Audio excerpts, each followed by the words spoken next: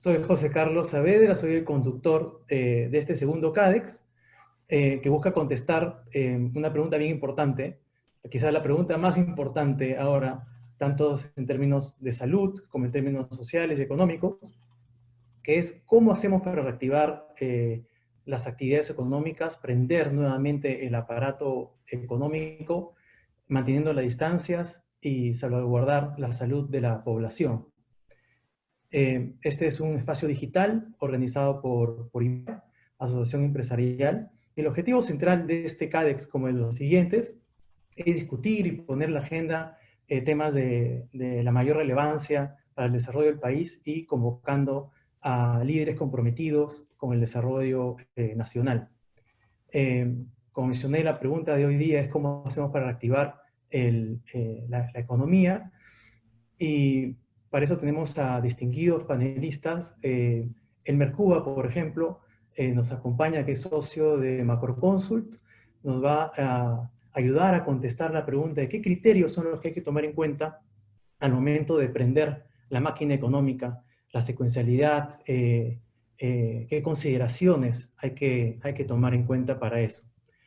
Luego, Francisco de la Rosa, que es gerente general de Supermercados Peruanos, nos va a contar ya desde el presente qué está haciendo los supermercados, en particular supermercados peruanos, para implementar protocolos de seguridad sanitaria, qué retos se están encontrando y qué aprendizajes podrían tener o agarrar otros sectores en función a la experiencia de los supermercados en este ámbito. En tercer lugar, nos acompaña Patricia Castro, que es antropóloga, y ella nos habla de alguna manera del futuro, ¿no? Nos está visitando del futuro, no solamente porque ella está basada en China, y ya es mañana en China, sino también porque en China está en otro estado ya de este fenómeno del coronavirus, ¿no? Están en otra dimensión, ¿no? Están ya reactivando la economía, están tomando protocolos, y nos va a contar cómo han hecho las autoridades y las familias, las personas, las empresas, para adecuarse a esta nueva normalidad. Esta reunión va a consistir de tres presentaciones: Elmer primero, Francisco segundo y tercera Patricia. Luego de esa presentación vamos a abrir un espacio como 20, 22 minutos para el diálogo, para las preguntas. Les recuerdo que en la parte de Q&A o preguntas y respuestas, ahí pueden hacer sus consultas, y ahí vamos a abrir la discusión. Al final va a haber un espacio para hacer conclusiones, y finalmente no se olviden de contestar el sondeo que va a aparecer en la pantalla antes de irse. El sondeo es bien importante para mejorar esta experiencia del CADEX para siguientes oportunidades. Entonces, sin más, le doy la palabra a Elmer Cuba, socio de Macroconsult, para que nos cuente sobre estos criterios y la secuencialidad de cómo prender la máquina económica después de la cuarentena. Elmer. Hola, ¿qué tal? Buenas tardes, gracias por la invitación de IPAE. Bueno, se me ha pedido que hable un poco sobre los criterios para abrir la economía, pero antes de ver mi presentación, quiero un poco ver el mar de fondo de todo esto.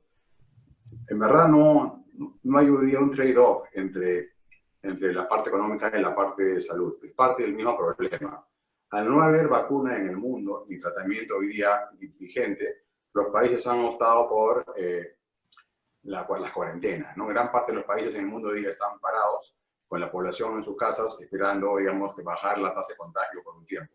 Esto, por supuesto, solamente compra tiempo, no va a bajar el número absoluto de infectados en el año, solamente hace que sean en cuotas mensuales, digamos, y no se concentren en pocos meses, provocando pues una crisis severa de salubridad, crisis social y hasta política en muchos países. Entonces, se ha optado por este camino carísimo, que es parar la economía en seco.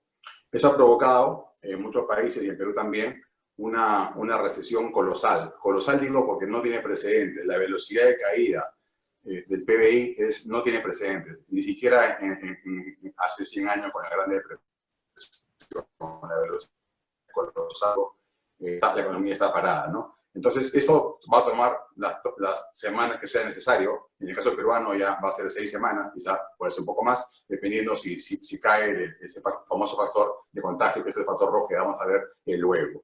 Pero como todo choque, en toda recesión, perdón, tiene un choque económico y un mecanismo de propagación, es muy importante ver el mecanismo de propagación. Los países pueden fallar también en evitar que se propague una recesión. Por ejemplo, activando respuestas laborales inteligentes. Perú ahí no es el caso, ¿no es cierto? A diferencia de países que tienen mercados más flexibles, donde definen mejor el empleo, en el caso peruano estamos 180 grados en contra, rigidizando las cosas. También está con los famosos paquetes fiscales y las respuestas fiscales que están en la mesa. Son maneras de mitigar un poco la recesión.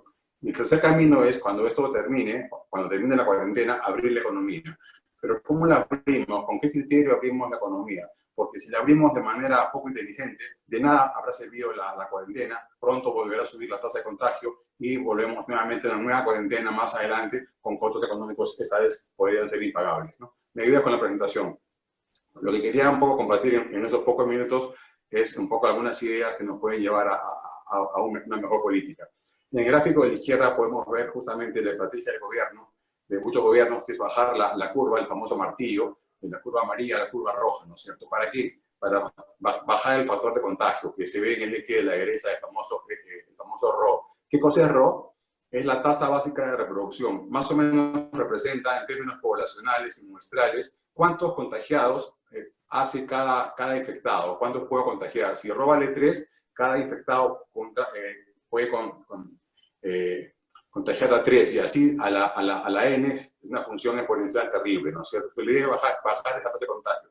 Lamentablemente tengo que decirles que según varias estimaciones que hemos hecho, todavía ese factor RO está por encima de 1, incluso hoy día miércoles está cercano al 1.4. Entonces todavía no podemos abrir la economía. Cuando esté debajo de 1 podríamos abrirla. Cuando esté debajo de 1, digamos 0.5, hay que abrirla ¿con qué criterio? Con el criterio, ya no, ¿se acuerdan ustedes cuando uno estudiaba economía, hablábamos de sectores intensivos en capital, intensivos en trabajo o intensivos en mano de obra? En este caso lo que importa son sectores intensivos en contactos. Los sectores intensivos en contactos van a ser los últimos en abrir. Por ejemplo, un recital, ¿no es cierto? Un recital de música puede tener un alto valor agregado. En 2 horas un cantante puede hacer su show para 20.000 personas y es una actividad con mucho valor agregado, pero mucho contagio. Entonces, eso no puede abrir, porque hoy día lo que prima es justamente en la parte de salud pública. Entonces, tenemos que escoger sectores que tengan una baja tasa RO, baja tasa de contagio, que es la que podemos controlar. ¿De qué depende esa tasa de contagio? Depende básicamente del número de contactos por día, ¿no? Por ejemplo, un odontólogo, ¿no es cierto? O un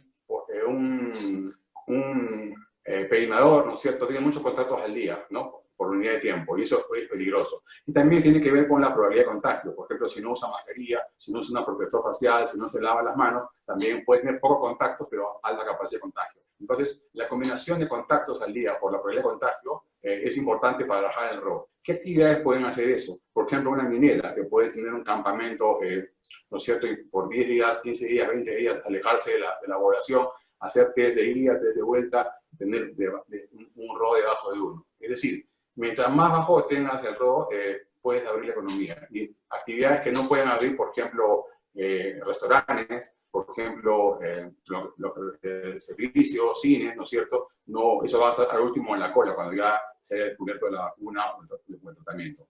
Me pasa con la siguiente, por favor. O sea, ¿qué actividades, qué podemos hacer para bajar ese grado de contagio? Primero, cambiar todos los protocolos. Todos los ingenieros industriales tienen que entrar a cada compañía y a cada sector, y a cada subsector, para la más baja, ¿no es cierto? Una especie de ISO-COVID, ¿no? ISO-COP-19, que tiene que estar respaldado, en este caso en Perú, por el Ministerio de Salud y por cada ministerio respectivo, sea pesca, sea industria, sea comercio, sea minería, para poder validar estos protocolos nuevos. Por ejemplo, también excluir a los mayores de 60, a los inmunodeprimidos, a los obesos o a los que tienen diabetes, ¿no es cierto? Y después, esos sectores, digamos, el criterio básicamente es la densidad, ¿no es cierto? Bajar la densidad, lo que se llama ahora el aislamiento social. Por ejemplo, puede ser con bajar las jornadas laborales, puede ser en gran medida usar trabajadores jóvenes, por ejemplo, pico y placa, ¿no es cierto?, por DNI, ya no sería por sexo como ahora se hace para crear los supermercados, porque cada empresa de distribución de hombres y mujeres no es uniforme, tendría que ser más bien por dígito de DNI, y son muy fáciles de fiscalizar por la empresa, incluso por la autoridad del trabajo, ¿no?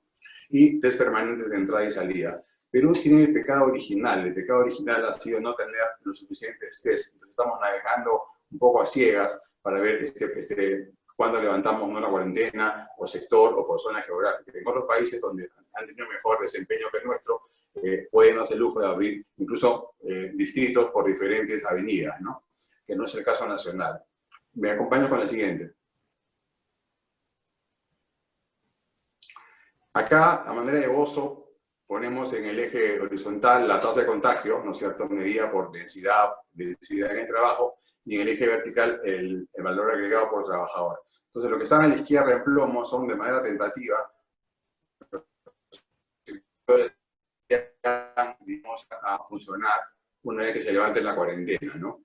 Algunos, el círculo verde, han seguido, como por ejemplo los bancos, las telecomunicaciones, la electricidad, el agua y la alimentación. Pero hay sectores como el de salud, que es intensivo en contagios, ¿no? Y es ahí donde hay que poner mucho el esfuerzo, porque estamos mandando casi al sacrificio a muchos médicos, paramédicos, incluso enfermeras que no tienen los instrumentos para enfrentarlo y ya no han podido cerrar. Y lo que está en flechitas son justamente aquellos sectores que pueden cambiar su modo de trabajo para seguir operando. Por ejemplo, la manera como se construye, ¿no? Si antes usabas X trabajadores por día y te demorabas, digamos, X semanas al hacer un edificio, ahora te vas a demorar quizás el doble de tiempo porque vas a trabajar con menos trabajadores, ¿no es cierto? Y por jornada más corta. Entonces, aquellos que puedan soportar ese nuevo ISO COVID son los que tendrían que abrir en principio, ¿no? Pero dejando, digamos, en un segundo término el valor agregado, porque obviamente ese no es el problema central es evitar el contagio. ¿Por qué es importante eso? Porque si lo hacemos mal, va a haber casos en los cuales algunas compañías importantes o grandes empleadores tengan enfermos dentro de su empresa y no vaya a faltar voces populistas que digan, como hay enfermos en ese sector, empresa A, B o Z, mejor cerremos esa compañía. Eso es el gran peligro, va a haber gente contagiada y va a haber seguramente fallecidos en muchos sectores, pero son soportables porque estamos debajo de ese error inferior a 1. De ninguna manera tienen que haber sectores que están con un ratio superior. Como digo acá, hay que hacer un poco camino al andar. No podemos necesariamente importar experiencias de otros países que tienen otro tipo de gobierno, otro tipo de burocracia, y otro tipo de billetera, y otro tipo de manera cultural. Perú es un país muy complicado. A manera de ejemplo, solamente un tercio del mundo urbano tiene refrigerador, por ejemplo, ¿no? Y en toda América Latina, Perú es el país que más veces va al supermercado al año, cerca de 250 visitas al año a mercados en general. ¿Por qué? Porque el ingreso también es precario. Un tercio de la PEA laboral, 40% de la PEA son independientes con ingresos casi diarios, ¿no? Y el otro 40% son informales con ingresos quincenales. Por lo tanto, es difícil luchar contra ello y bueno, ya me está dando el tiempo, ya tengo 10 minutos, lo dejo acá para las preguntas. Pero el criterio central hoy día es, digamos, bajar la tasa de contagio para no provocar de ninguna manera otro escenario de un recaimiento, ¿no es cierto? Que vamos a usar el martillo en junio, porque ya nos fue la mano de abrir la economía muy rápido, ¿no? Gracias. Muchas gracias, Elmer.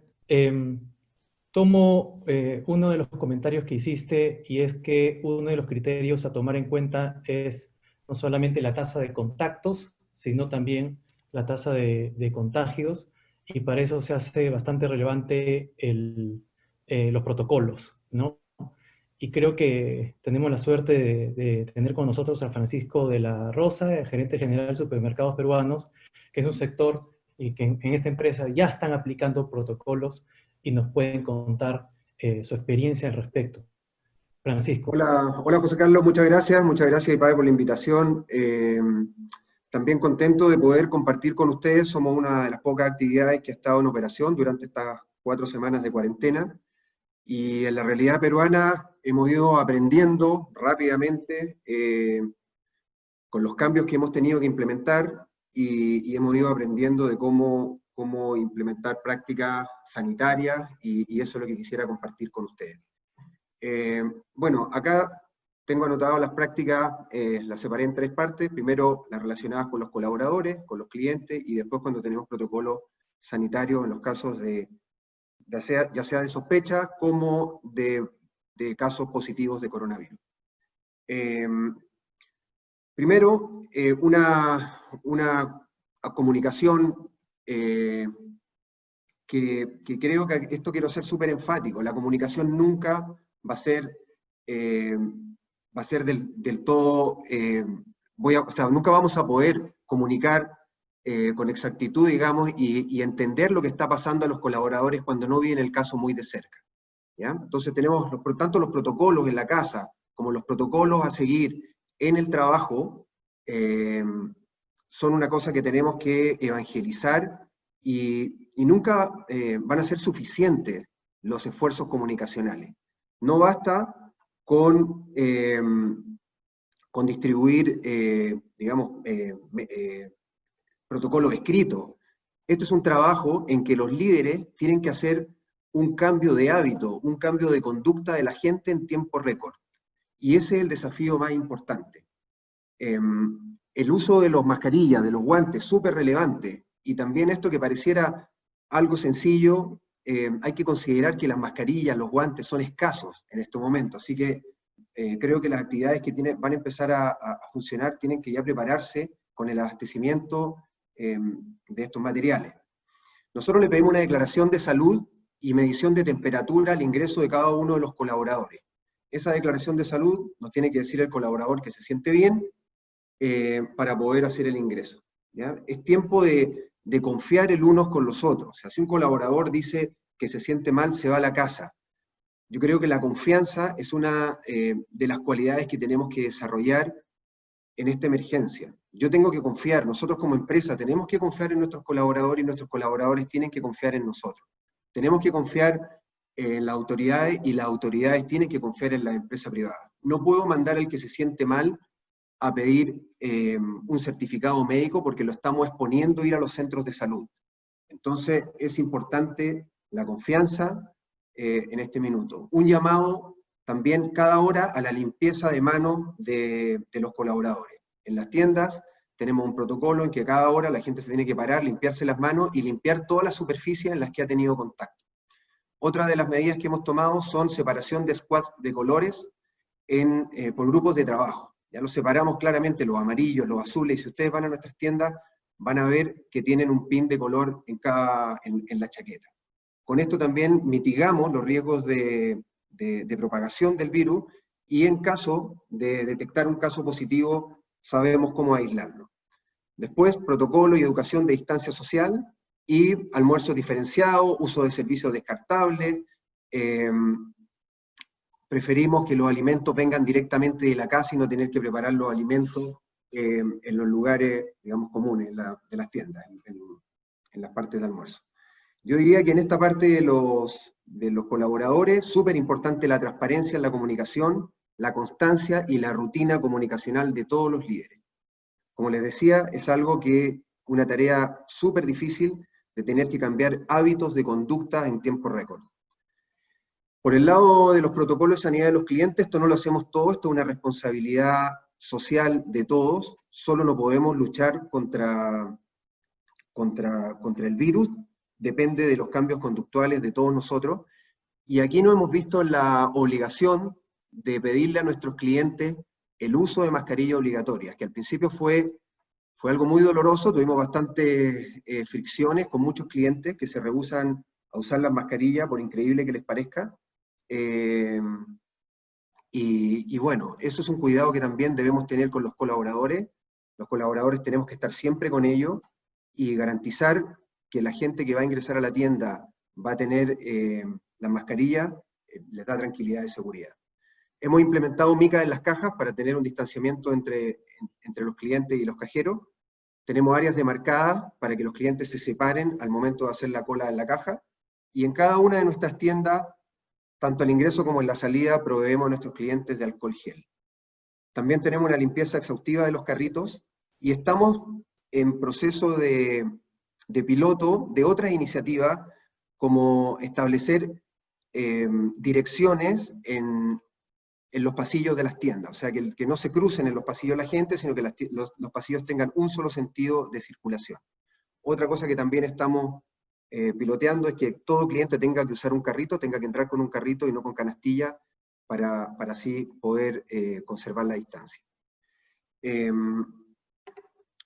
Por último, los protocolos de sanidad que tienen que ver cuando hay un caso de sospecha.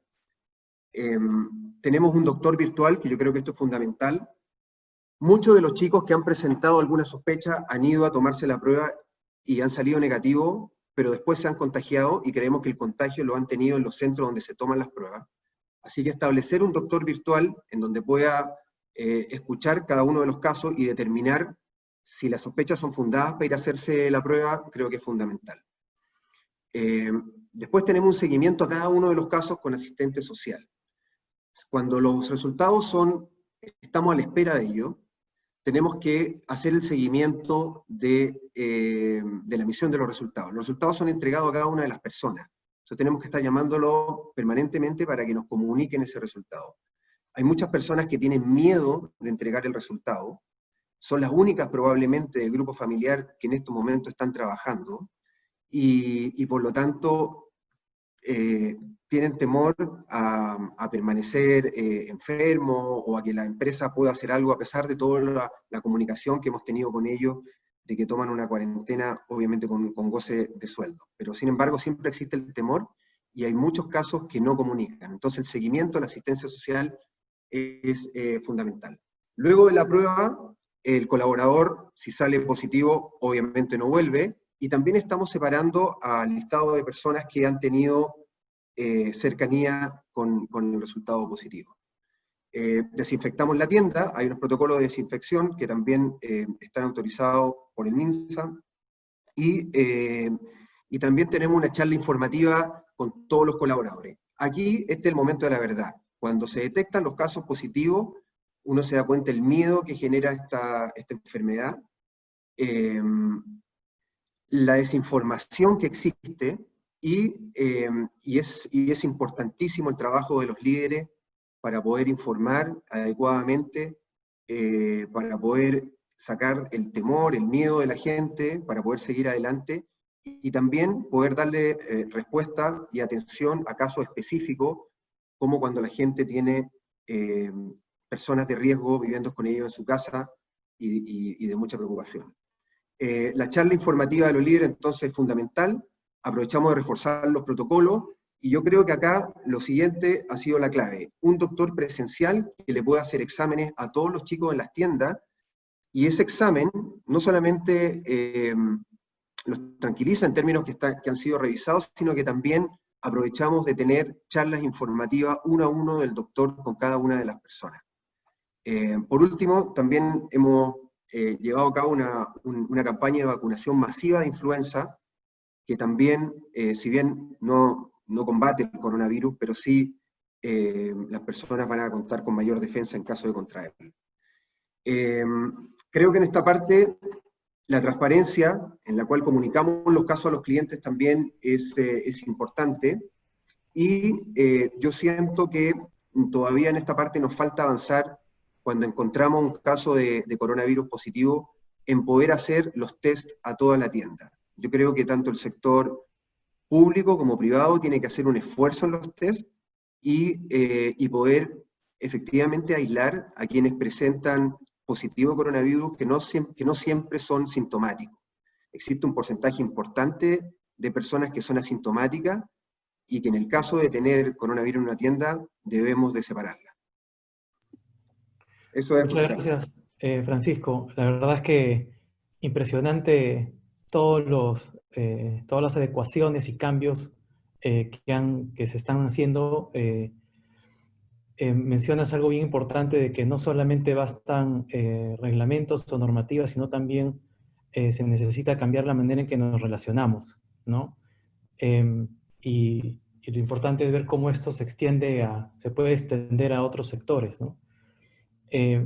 Patricia Castro, que nos acompaña desde China, nos puede comentar un poco cómo es que han visto o cómo está sucediendo estas adecuaciones ya en una etapa distinta, ¿no? Ojalá sea pronto que estemos en una situación así, ¿no? De salida, digamos, y más bien de control para evitar que haya un nuevo hipo, ¿no? en el número de contagios. Patricia, bienvenida y cuéntanos cómo es el futuro.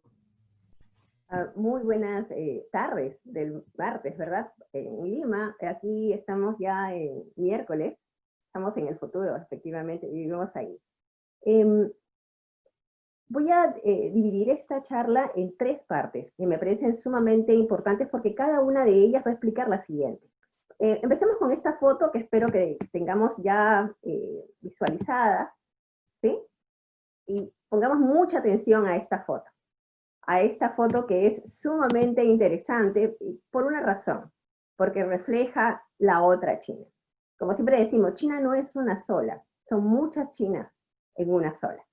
Vayamos entonces con la introducción, que es algo, son datos que hay que tener en cuenta cuando se explica el tema chino. Primero, la cronología. El 23 de enero se va a decretar la cuarentena en Wuhan y la provincia de Hubei, ¿ok? Y esto es específicamente, puntualmente, un día antes de una fecha sumamente importante, que es el 24 de enero, la Noche Vieja. El 25 de enero es el Año Nuevo Chino, la fecha más importante en el calendario chino. Son las vacaciones extendidas, prácticamente de 7 días, a nivel nacional. Y estas vacaciones, que debían haber terminado el 31 de enero, se van a extender, debido al brote, hasta el 2 de febrero, en un primer momento. El 3 de febrero, los sectores de las industrias básicas van a reanudar sus labores. El 9 de febrero, todo el resto de sectores van a empezar a reanudar sus actividades, en algunos casos físicas, progresivamente, y en la mayor parte de casos a través del teletrabajo. El 13 de marzo, finalmente se aplana la curva de contagios, 0 contagios locales en China, lo cual es una llamada, otra vez, a reanudar nuevamente otros sectores que habían quedado de lado, y el 8 de abril, es decir, nosotros ya estamos en el 9, pero el 8 de abril, es decir, hoy en el Perú, ¿no?, ha terminado la cuarentena en Wuhan. Con la cuarentena en Wuhan todavía quedaban 11 millones de personas sin cuarentena, 76 días de encierro. Veamos el escenario. Ya habíamos hablado acerca de por qué esa etapa era tan importante. Estamos hablando del Año Nuevo Chino, del que va del 25 de enero hasta el 31 de enero. ¿Por qué es importante destacar el Año Nuevo Chino? Porque es la única, prácticamente la única fecha, la única semana donde hay millones de personas que se trasladan desde las ciudades principales hasta las ciudades natales para celebrar esta fecha. Es una fecha familiar, es casi como nuestra Navidad más nuestro Año Nuevo, todo junto. ¿No? Estamos hablando de un 75% de trabajadores de las grandes ciudades que proceden básicamente del ámbito rural. Eso con respecto al escenario. ¿Cómo fue esta cuarentena en China, ¿no? Podemos, de alguna manera, decir que la cuarentena fue de 3 tipos. Primero tuvimos la estricta, que básicamente se aplicó en Wuhan, ¿no?, la provincia de Hubei también. Wuhan más la provincia de Hubei, estamos hablando de 60 millones de personas, una cuarentena estricta. Además de algunas ciudades que empezaron a reportar alto número de contagios que no estaban en esta zona delimitada, ¿no? El 25 de marzo, Hubei terminó su cuarentena y se liberaron 50 millones de esta cuarentena estricta. Y como dije, el 8 de abril terminó Wuhan su cuarentena. Pero además de esta cuarentena estricta que aplicó en estos lugares, también tenemos la cuarentena flexible, que se ha aplicado específicamente en las principales ciudades chinas, como por ejemplo Beijing, Shanghai y otras, ¿no? Y además una cuarentena mixta, en las ciudades que empezaron a reportar altos casos, pero que después fueron reduciendo, pasaron de estricta a flexible, y también ha habido al revés, ¿no?, que han pasado de flexible a estricta. Entonces tenemos 3 tipos de cuarentenas aplicadas en un solo país. Veamos entonces el siguiente módulo, que es la vuelta al trabajo. ¿Cómo se dio esta vuelta al trabajo? Empecemos con las características. Debemos decir que las principales características de esta vuelta al trabajo ha sido, primero, que escalonada, selectiva y monitoreada. ¿A qué me refiero cuando específicamente digo escalonada? Es que, por un lado, hubo un sector que inmediatamente regresó, por ejemplo, todos los sectores asociados con el abastecimiento del material sanitario, ¿no?, transporte terrestre, vuelos nacionales, inmediatamente a partir que se decretó la cuarentena en Wuhan. Pero después del 3 de febrero, es decir, la primera extensión de las vacaciones, Los sectores de abastecimientos de alimentos, los transportistas, los supermercados, la mensajería rápida, lo que aquí llamamos Kuayi, los bancos, etcétera, regresaron. Y a partir del 9 de febrero, que va a ser la siguiente ola, en adelante todos los otros sectores, específicamente manufactura, construcción, logística, servicio público, producción agrícola, etcétera. Cuando hablamos de selectiva, podemos diferenciarlo en dos partes. Primero, física, es decir, una reanudación física solo en las industrias básicas, que era en un primer momento lo indispensable. Después todos los otros sectores vinculados, pero otra vez de forma progresiva. Finalmente, solo los sectores de entretenimiento, por ejemplo, no indispensables. Esos quedaron al final. En el caso de lo virtual, todos los sectores desde un primer momento, ¿no? Se fomentó mucho el teletrabajo, ¿no? Que ya se aplicaba en varios sectores chinos, pero esto se hizo completamente masivo. Aunque también determinó la naturaleza del trabajo, ¿no? Y los negocios, las funciones del personal, por ejemplo, fue mucho a discreción de los empleadores. Hemos dicho que también esta vuelta al trabajo fue monitoreada a través, primero, de los gobiernos locales que supervisaron a las empresas para reanudar su trabajo y su producción. Las empresas implementaron medidas de prevención, tanto en control interno como control externo. Y los trabajadores, que es la tercera pata en esta maquinaria, tomaron conciencia de estas medidas y las aplicaron, ¿no? Veamos sobre específicamente las regulaciones que fueron implementadas. Control de temperatura al ingreso, ¿no? Un reporte hasta 3 veces al día, uso de mascarillas durante toda la jornada laboral, ubicación de trabajadores a una distancia mínima de 1 metro, tanto en oficinas como en comedores de las empresas, protocolos de lavado de manos, aseo en áreas comunes. No se permite hasta hoy el ingreso de visitantes a las oficinas, ¿no? Hay un registro obligatorio a través de una aplicación de luz verde semáforo para demostrar si estas personas habían permanecido 14 días sin fiebre, sin contacto con otras personas contagiadas o en zonas de alto riesgo, como por ejemplo Wuhan. Pero también hubieron muchos impedimentos. Por ejemplo, ¿cuál fue el gran impedimento en esta vuelta al trabajo? El Año Nuevo Chino, que fue un factor a favor, pero también en contra. Porque esto determinó y esto obligó estos viajes, desplazamientos y traslados a los pueblos natales. Había de alguna manera que traerlos nuevamente a los centros de trabajo, que son básicamente los centros de producción, Beijing, Shanghai, Cantón, Shenzhen, etcétera, ¿no?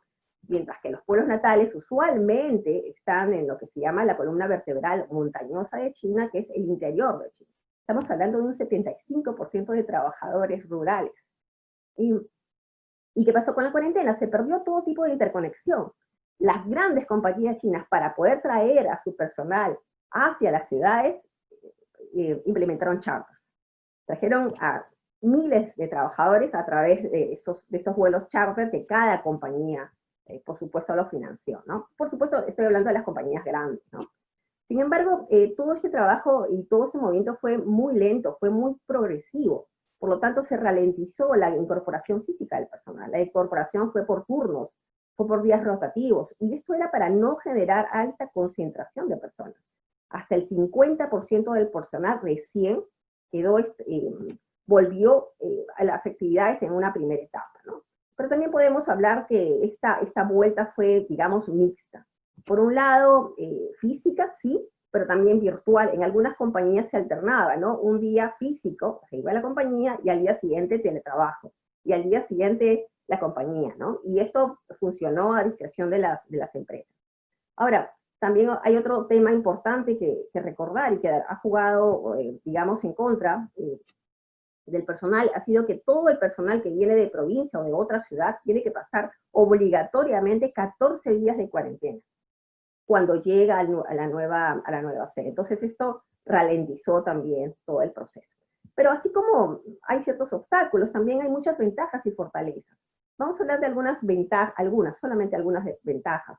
Por ejemplo, primero, y algo que merece un análisis aparte, es el amplio desarrollo de la tecnología.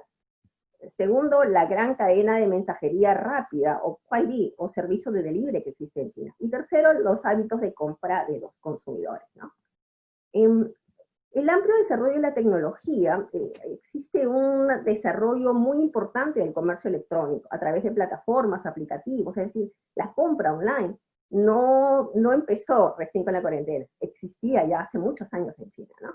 Y otro tema importante relacionado con esto, que es el pago con los celulares, ¿no? En China ya hace muchos años no pagamos con billetes ni monedas, ¿no? Ya los billetes y la moneda están en los museos, ¿no? Se paga con los aplicativos. Respecto a la cadena de mensajería rápida, o servicio de delivery, son pequeños vehículos, ¿no? Como, digamos, que tienen una capacidad máxima de 100 kilos, ¿no? Y son los que transportan todos estos bienes, ¿no?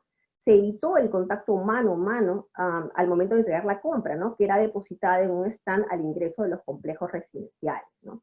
Y en las zonas de alto impacto, por ejemplo, se utilizó robots y drones para entregar los pedidos de compra. Respecto a los hábitos de compra de los consumidores chinos, ¿no? Primero que nada, es un consumidor que es muy propenso a las compras online, ¿no? Las compras en línea superaron ampliamente las compras presenciales durante la cuarentena, ¿no? La gente no iba a comprar físicamente a los supermercados, por ejemplo. Todo lo pedía por la mañana desde su casa. Los consumidores siempre prefieren evitar salir de sus casas porque corren el riesgo, por supuesto, de contagiarse, ¿no? Y lo interesante de esta cuarentena fue que había un público cautivo que todavía no se había agregado, digamos, al uso de estas plataformas, que es la tercera edad. Pero durante la cuarentena, el grupo de la tercera edad incluso se incorporó a las compras online. Otro hábito de compra de los consumidores es que hay una gran preferencia por la calidad de alimentos, que tienen que ser frescos. Y esto es muchísimo más importante que el precio, específicamente en esta temporada, ¿no?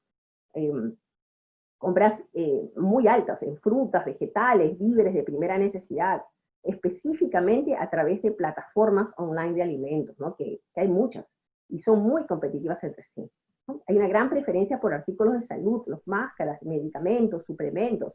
Se suspendió la venta de medicamentos para la fiebre, por ejemplo, durante el brote, ¿no? La farmacia en línea superó a las farmacias tradicionales, ¿no? Y a las farmacias físicas. Hay una preferencia que continúa hasta hoy.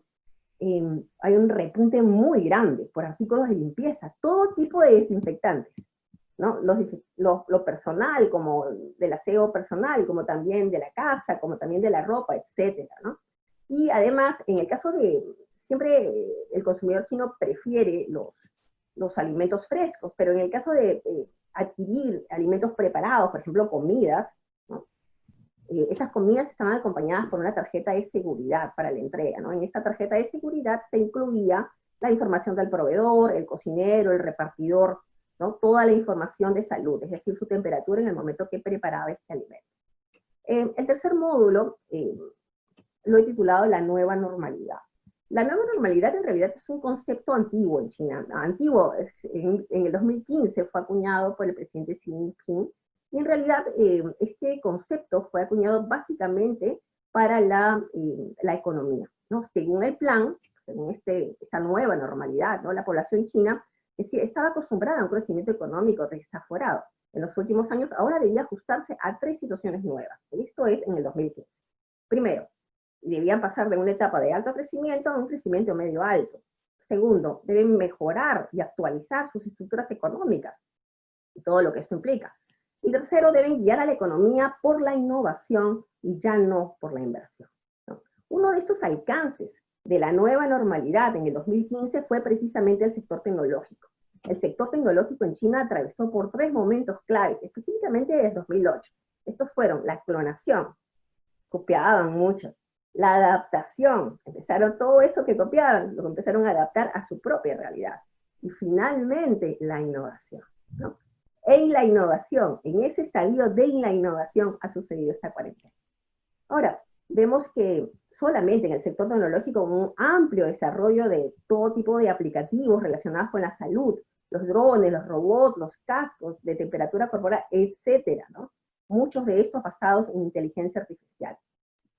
Vemos claro cómo la virtualidad, ¿no? Va a desplazar a lo que es la realidad, a esa realidad que hemos visto hasta hoy, ¿no? Y va a demandar una adecuación y una reestructuración. Podemos volver a la foto, a la primera foto que puse. No sé Patricia, si todavía... ¿Sí? disculpa que te interrumpa, está súper interesante, pero en aras del tiempo tienes 1 minuto para terminar. Exactamente 1 minuto necesito para explicar esta foto, ¿no? Perfecto. Tenemos esta foto en pantalla, espero. Bueno, En esta foto, ¿qué es lo que vemos? Vemos a una familia china que está regresando. Probablemente la foto fue el 9 de febrero. Esta familia china es migrante y regresa a las ciudades donde tiene que trabajar y laborar. Y vemos qué cosa tiene encima. Lo que tiene encima son bidones de agua, ¿no? Y los trajes que tiene, ¿qué cosas son? Bolsas de plástico comunes, ¿no? Muchas de las bolsas grandes de basura. ¿Y por qué utilicé esta foto? ¿Y por qué esta foto tiene que quedar en nuestra cabeza? Porque todo ese desarrollo de China, todo desde el principio hasta el final, porque hemos estado hablando mucho de lo tecnológico, pero yo también he estado mencionando de que China no es una, sino muchas Chinas en una sola. Está basado en un concepto llamado pragmatismo. Esto es precisamente el pragmatismo. Que no lo tengo todo, adecuo lo que tengo. Bienvenidos a esta nueva normalidad. Gracias. Muchas gracias, Patricia. Me quedo con ese último comentario antes de pasar a las preguntas. Hay varias preguntas y es acerca de cómo adecuamos con pragmatismo las experiencias de otros países como China a la realidad peruana. Como mencioné, varias preguntas, he seleccionado algunas.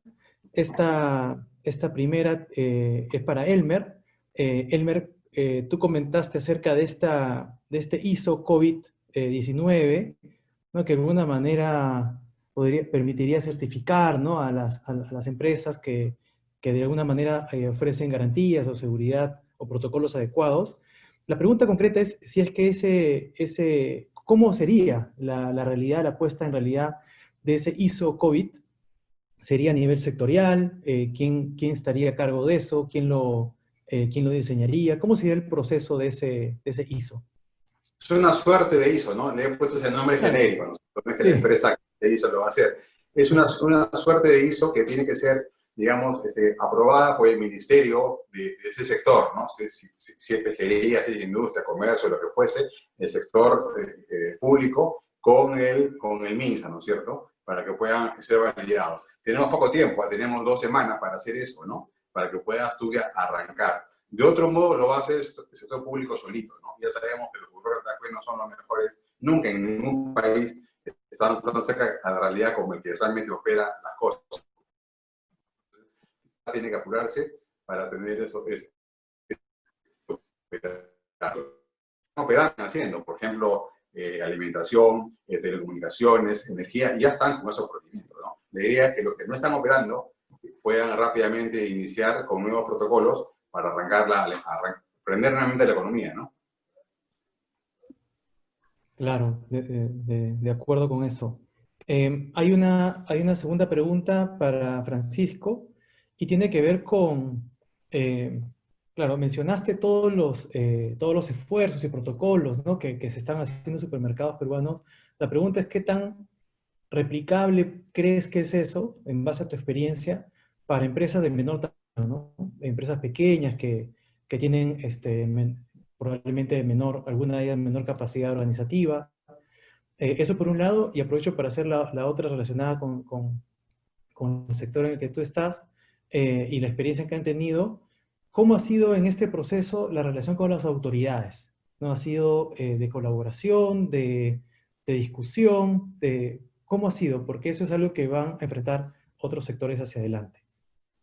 Bien, mira, yo creo que tanto la empresa, no importando el tamaño, es absolutamente necesario tener protocolos y cambios de hábito. Como decía Patricia, estamos en una nueva normalidad y en esta nueva normalidad todos nos tenemos todos tenemos que hacer los ajustes necesarios. El uso de la higiene, ¿verdad? El cuidado de los kits de seguridad, el uso de la mascarilla, la limpieza de manos, es algo que se puede aplicar en cualquier sector. Y también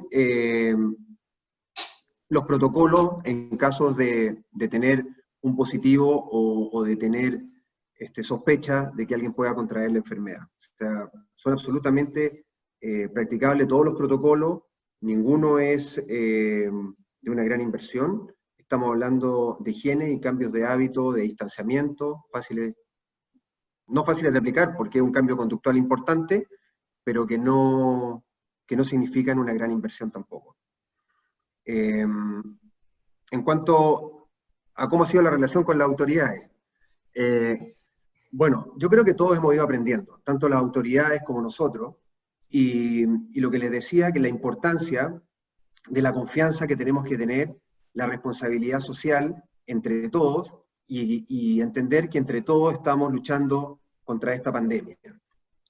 Ha sido un proceso de ajuste, creo que cada uno quiere colaborar, quiere hacerlo lo mejor posible, y hemos tenido que muchas veces entrar en etapas de conversación, diálogo, y cuando eso se da, la cosa ha fluido. O sea, ha sido un proceso en algunos momentos de tensión, no estamos viviendo momentos fáciles, pero ha sido colaborativo hasta este minuto.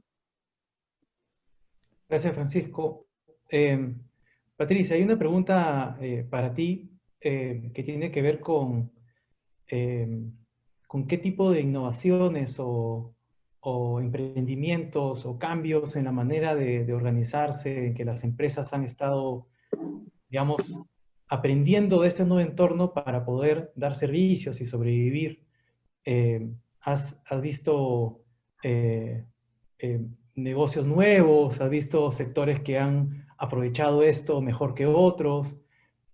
Cuéntanos un poco acerca de los emprendimientos y las innovaciones que surgen a partir de esta nueva normalidad que mencionaste. Como lo dije anteriormente, ¿no? El consumidor chino ya estaba abocado a lo que era el comercio online. Podemos decir que hasta un 60-70% de la población prefiere el comercio online que el comercio físico, por ejemplo, ¿no? Bueno, depende mucho de los sectores. Pero solamente quiero dar un ejemplo. ¿Qué pasó con los mercados mayoristas, los mercados físicos, ¿no? Que distribuyen sus alimentos? Se pusieron en contacto directo con todas esas plataformas online, y los mercados mayoristas, ¿no? Proveían todo esto a las plataformas online, y las plataformas online las vendían. También hubo otro ejemplo muy simpático donde muchos productores directamente agrícolas que estaban en los campos, en las áreas rurales, hicieron como live streaming, y de esa manera publicitaron sus propios productos, y a través de la mensajería y el QID rápido, estos productos llegaban textualmente, ¿no? Desde el campo hacia la ciudad, ¿no? Y así. Todo fue virando cada vez más y mucho más rápido online. Ahora hay una frase en China, ¿no? O vendes en plataformas online o mueres. Gracias, Patricia. Voy a hacer quizás una pequeña ronda de preguntas adicionales porque el tiempo nos está ganando. Hay dos preguntas que voy a comprimir, Elmer, que son para ti. Y la primera es, ¿cuántos meses más se podría soportar si se prolonga meses la cuarentena? ¿Cómo deberíamos recuperarnos económicamente? Y vinculado a esa es, ¿cuáles son los 5 sectores que deberían abrir más rápidamente la economía? Sí, a ver, comienzo por la segunda. En verdad estamos hablando que así como Defensa Civil, ¿no es cierto?, tiene un sello de Defensa Civil que te permite operar, o el sello municipal, y en este caso es un sello del Ministerio de Salud, de la Dirección General de Epidemiología, ¿no es cierto? Entonces no hay ningún sector que pueda arrancar antes que el otro. Si un pequeño restaurante puede vender todo por delivery y pasa las pruebas, bueno, que arranque, ¿no? Pero claro, hay naturalmente sectores que son candidatos a arrancar. Por ejemplo, grandes obras públicas, el campamento donde se construye Quellaveco, por ejemplo, ¿no? Que están aislados ahí los constructores, buen tiempo, varias semanas en el campamento construyendo la obra, eso pueden arrancar. La minería es naturalmente candidato, ¿no es cierto? La pesca también, la agroindustria, que también tiene trabajadores esparcidos, digamos, en cosecha, en siembra, cambian los horarios de alimentación, han corrido también las horas, ahora todavía arrancan a 6 de la mañana, acaban 2 de la tarde. Entonces, hay sectores que sí pueden hacerlo, básicamente esos que he mencionado, pero en general cualquiera, salvo que no sea pues un restaurante, pero por ejemplo empresas de abogados, empresas de arquitectos, contadores, consultores, ¿no es cierto? Esos que operan en su casa, o sea, su grado de contagio es cercano a 0, ¿verdad? ¿No? Si no salen, entonces pueden seguir operando sin problemas, incluso sin sello, ¿no? Porque no hay a quien sellar en la oficina porque está cerrada, ¿no es cierto? Entonces esos pueden arrancar, pero no hay, el criterio, como digo, no es el sector, es el menos intensivo en contacto, ¿no? Por probabilidad de contagio, sí. Y la otra es, ¿cuántas semanas más podemos soportar? Bueno, la verdad que Perú si bien es cierto, tiene la espalda más grande fiscal de la región, no somos pues un G7, ¿no es cierto? Nuestra moneda tampoco no es de curso mundial, solamente lo usamos en la frontera. Entonces, tenemos muchas más restricciones que otros países y 2 meses está en el límite de lo que podemos soportar fiscalmente como económico. Por todo el grado de informalidad que tenemos, que permite tanta fatiga. Una cosa es meter a 50 tipos en la comisaría, es imposible meter a 5.000 en la comisaría, ¿no es cierto? Entonces, la fatiga misma de la cuarentena de las próximas semanas. Gracias. Creo que por tiempo vamos a parar ahí las preguntas y vamos a pasar a ya la etapa de cierre de la reunión, en la que le pediría a cada uno de ustedes que en 2 minutos diga las principales conclusiones o la idea fuerza que consideran que es la más relevante para todos que nos están escuchando y viendo en este webinar. Empezamos en el orden que hemos presentado, o quizás como Elmer acaba de hablar, empezamos con Francisco. Sí, empezamos con Francisco, luego Patti y termina el cierre Elmer. Francisco. Bueno, no escatimar en los esfuerzos comunicacionales con la gente. El liderazgo es fundamental. Aquí los líderes juegan un rol estelar en esta emergencia. Los cambios de hábitos no son fáciles y hay que lograrlo en muy corto tiempo. Y no solamente estos cambios de hábitos tienen que ver con los colaboradores de cada uno, sino que también con la comunidad en general, con los clientes, con los proveedores, y eso yo te diría, José Carlos, también es momento de generar confianzas. La desconfianza nos puede empeorar las cosas y tenemos que trabajar unidos para superar esta crisis. Gracias, Francisco. Patricia, ¿cuáles serían tus comentarios finales?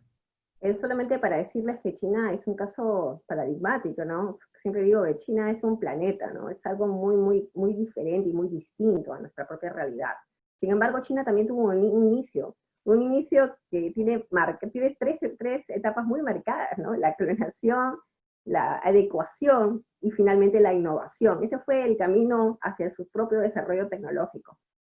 Solamente quiero quedarme con la foto que puse y también con esta idea, ¿no? Tenemos que ser pragmáticos, muy pragmáticos. Eso que tenemos, eso tenemos que usarlo, porque eso precisamente nos puede salvar. Gracias, Patricia. Elmer. Sí, quería dar un mensaje final. Esto es una especie de equilibrio general, ¿eh? No son secuenciales. Por ejemplo, es urgente que las autoridades económicas y productivas den una pauta de cómo va a ser la reapertura económica, porque esto ha sido un apagón, ¿no? Es como apagar la luz. Como dice el profesor Cochrane, la economía no se puede apagar como apagar la luz, es como apagar un reactor nuclear. Si lo haces muy rápido, el reactor se puede derretir, ¿no? Y tampoco puedes arrancar así nomás. Entonces, esa secuencia de arranque tiene que estar clara, porque si no, no va a funcionar las otras partes del sistema, que es la parte laboral, por ejemplo. Si yo estoy en un sector que sé que no va a arrancar de ninguna manera, como turismo, ¿no? Veo, pues, qué hago ya desde ahora con el empleo, desde ahora con el crédito.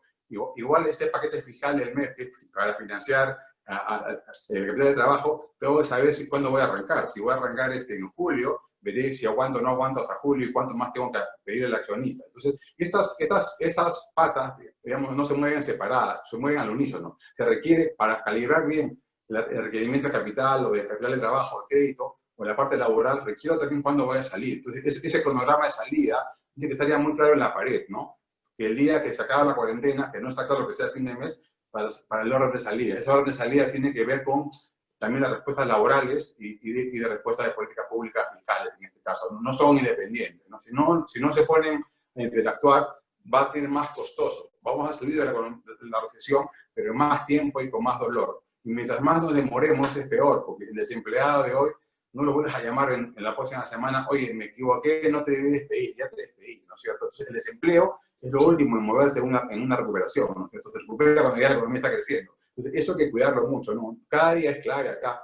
Dar información es importante, porque si no, las palabras de las autoridades se pueden comenzar a devaluar, ¿no? Muy pronto, cuando veamos la parte económica comienza a mostrar una peor cara, ¿no? Muchas gracias, Elmer. Déjenme, he hecho algunos apuntes como manera de conclusión antes de de terminar, solamente comentarles que me han pasado el dato de que conectados por Zoom hay más de 1.100 personas, además de las personas que están viendo por Facebook, así que parece que hay mucho interés por esta pregunta central de cómo reactivar la economía, y gracias a todos los que están atendiendo este webinar. He hecho unos apuntes sobre algunas ideas que se me han quedado a partir de las presentaciones. La primera de Elmer, ¿no?, que menciona esta salida tiene que ser inteligente, priorizando la salud hoy para luego hacerlo, para luego evitar que errores en el futuro y que tengamos que recaer nuevamente, ¿no? También el último comentario acerca de cuál es la pata de política económica que falta para minimizar el daño social, económico, que es la pata de la reforma laboral, ¿no? La legislación laboral en el Perú se caracteriza por ser rígida, por ser excluyente de los trabajadores menos calificados, que si no hay un cambio, entonces el daño a esos trabajadores menos calificados puede ser muy fuerte, ¿no? Esa es una pata que falta importante, además de lo que ya se ha hecho en el lado de liquidez, de gasto público, de subsidios, etc. A partir del comentario de Patricia y también de Francisco, cuidado con las comparaciones con otros países. China es otro planeta, creo que lo dijiste así, Patricia, ¿no? Pero también dijiste que China son diferentes países, y Perú también son diferentes países, ¿no? Hay diferentes realidades, y creo que hay que tomar en cuenta eso también al momento de hacer la aprendida de máquina. Francisco, me quedé con un comentario tuyo que es, lo interpreté así como las normas, lo que está escrito en el papel, los reglamentos no bastan, ¿no? Lo que acá se necesita es un cambio en la manera de cómo nos relacionamos. Eso implica relacionarnos con mayor transparencia, con mayor confianza, cambiar políticas en ese sentido, los hábitos también, y eso exige de los líderes dentro de cada organización de ser parte de esa transformación cultural, ¿no? que ha venido para quedarse mucho tiempo probablemente. Finalmente, algo que apunté es que también un reto bien fuerte para Estado y para la regulación en términos de coordinación y fiscalización, ¿no? Los protocolos se pueden hacer, pero hay que observarlos, hay que fiscalizarlos, y sabemos las limitaciones que hay en el sector público para coordinar y para fiscalizar. Además, finalmente, me perdonarán, quería terminar con una nota algo positiva en términos de oportunidad, vinculado a una pregunta que se le hizo a Patricia sobre las innovaciones. Ojalá agarremos esta situación y estos retos, tomar las riendas de los esfuerzos de formalización, ¿no? Imaginemos si es que los delivery estuviesen formalizados y todos tienen un celular y todos se podría hacer la trazabilidad, una oportunidad para empujar con fuerza la inclusión financiera, ¿no? Todo esto, la dificultad que hay para llegar a las familias más vulnerables a través de bonos, ha sido muy fuerte justamente porque la gran mayoría no tiene pues una cuenta bancaria, y también la oportunidad para mejorar de una vez por todas los servicios, ¿no? Que nos den de alguna manera una mayor capacidad de aguantar ese tipo de fenómenos. Creo que me extendí un poco con mis conclusiones y ya estamos justo en el tiempo, así que no me queda más que agradecer a los panelistas. La verdad que ha sido bastante ilustrativo, muy claro y muy útil para entender cómo puede ser esta reactivación de la economía. Tenemos 2 semanas más ahora para hacer el planeamiento. Y muchas gracias a todos quienes han atendido este webinar. Solamente recordar que va a aparecer un sondeo, ¿no? Una encuesta que es bastante importante, contesten. Muchas gracias a todos y con esto me despido. Muchas gracias. Gracias. Gracias.